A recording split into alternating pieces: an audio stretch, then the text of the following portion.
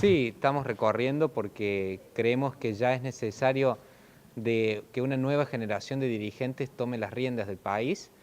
Creo que hay un fenómeno que es el del éxodo de la juventud y sobre todo de los padres jóvenes que le están diciendo a sus hijos que se vayan del país. Entonces, ¿qué tenemos que hacer de la Argentina? Una tierra de libertad, que es lo que fuimos, y lo tenemos que volver a hacer para salir de la pobreza.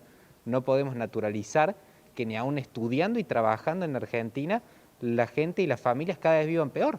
Y lo que veo es un estado de abandono tremendo de la gente. Creo que sobre todo también los gobiernos locales, he estado con muchos intendentes y no hay inversión en infraestructura, las rutas de Córdoba están destruidas. Sí es cierto que el gobernador ha invertido en la capital y el cierre del anillo de la circunvalación fue una obra importante, pero después está abandonado el sistema de salud. Creo que hay problemas nacionales que tienen que ver sobre todo con la inflación, que hace que la gente cada vez tenga que trabajar más y cada vez gane menos. Y la verdad es que tenemos que luchar contra la corrupción y avalar a quienes venimos luchando contra la corrupción. A ver, Argentina y Córdoba no es que no produce recursos, no es que no genera riqueza. Deberíamos ser todos un gran país de clase media. El problema es que se la roban.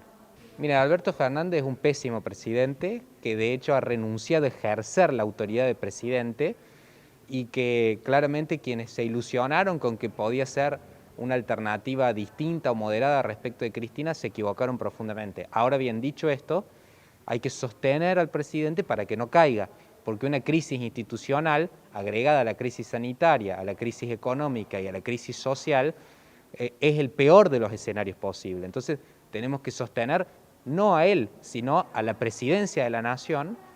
¿Por qué? Porque quien lo golpea y lo trata de voltear todos los días es la propia vicepresidenta, que es la que sigue en el mando. Y tenemos que evitar que ella vuelva a tomar las riendas totales del gobierno de la nación, porque eso sería devastador para el país y ni hablar para Córdoba. El populismo y determinadas ideas han sido nefastas para nuestro país y por eso tenemos que volver a enamorar detrás de un proyecto liberal. El campo no necesita que lo ayuden, no necesita que le regalen nada. Hay que terminar con las retenciones, hay que eliminar las retenciones y el Congreso tiene que retomar su poder y fijar los tributos y no delegar más en el Ejecutivo. El gobierno anterior quiso eliminar las retenciones, pero bueno, tuvo que volver sobre sus pasos, ¿no? Parece que el país es como que no puede vivir demasiado sin eso. Bueno, claramente va a haber un síndrome de abstinencia cuando hagamos la transición hacia el régimen que nos va a dar prosperidad, que es el régimen de la libertad. Y bueno, a ver, esto hay que entenderlo, las personas que estén en condiciones de trabajar, tienen que trabajar.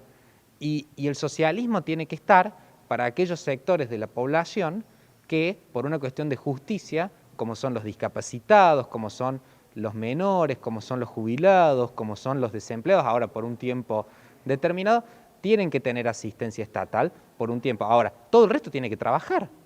Y los argentinos queremos trabajar, no somos vagos.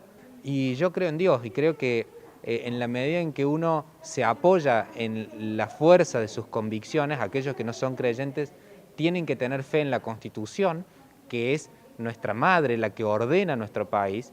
No pueden quitarnos el derecho a comerciar, a estudiar. Lo que han hecho con la educación este gobierno es un crimen. Es un crimen lo que han hecho con la educación, haber cerrado las escuelas durante más de un año y volver a quererlas cerrar. ¿No te parece que es peligroso que los chicos vayan a clase o no? Bueno, por supuesto que hay que tener protocolos y hay que tener cuidados. La verdad es que yo me pregunto, y la gente se pregunta, si no hay un proyecto de este gobierno de embrutecer y de volver ignorante al pueblo para mantener el poder.